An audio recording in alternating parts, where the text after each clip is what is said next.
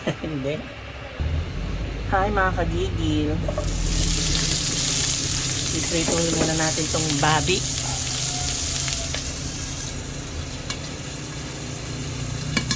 Ow!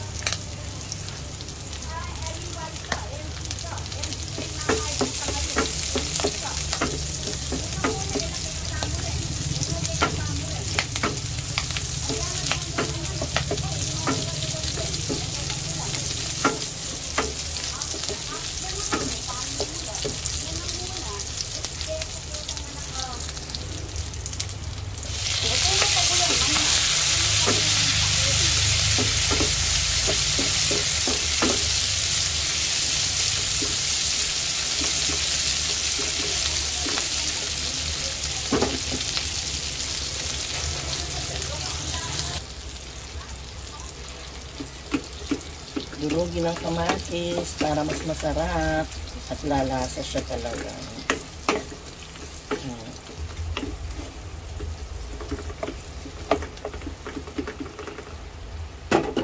Lagay ang kalabasa, sitaw at ampalaya.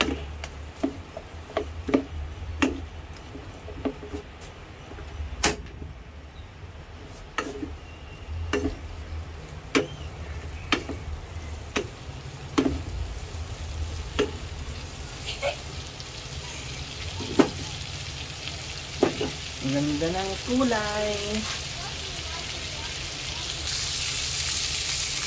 Lagyan na po ang talong at okra. Ang sarap. Healthy. Kaya lang huwag natin baboy. Wala kasi akong hipon.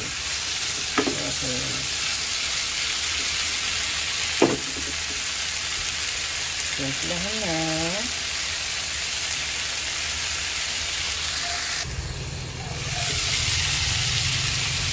Pagpapagyan na natin ang tubig, no?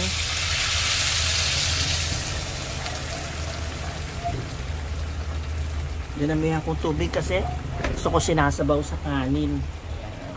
Pa!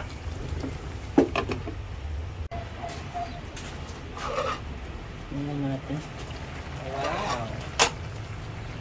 Wala akong bagoong isda, mga kagigil. So, lalagay ko alamang.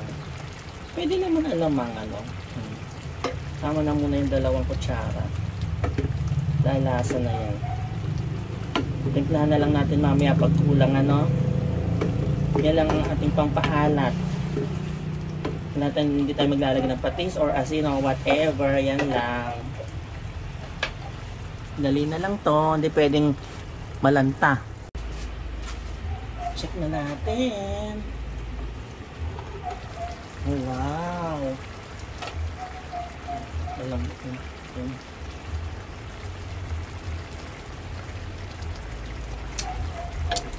Ay, masarap. Masarap siya mga kagigil. Pero parang mas masarap pa rin yung bagoong isda. Okay?